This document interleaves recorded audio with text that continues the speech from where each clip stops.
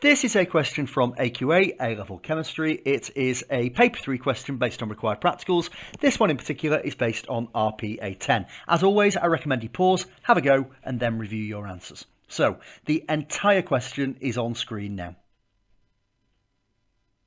And now you've had a chance to think about it, let's take a look.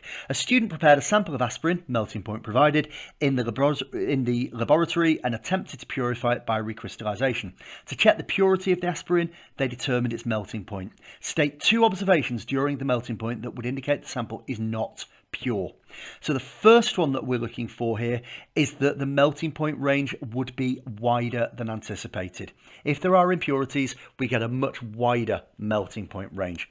The other thing that we would see in these circumstances is that it might be below the true melting point. And you can check against a library or database of values to see if that's the case.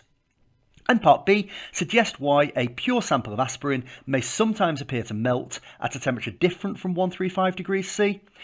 What they're actually looking for here is that the temperature at the thermometer might not be the same as the temperature of the sample. It's made of different material. It may not be embedded within the sample. It may be within a solvent nearby, but the temperature at the thermometer may be slightly different. That takes us to the end of this question. Thank you for listening and goodbye.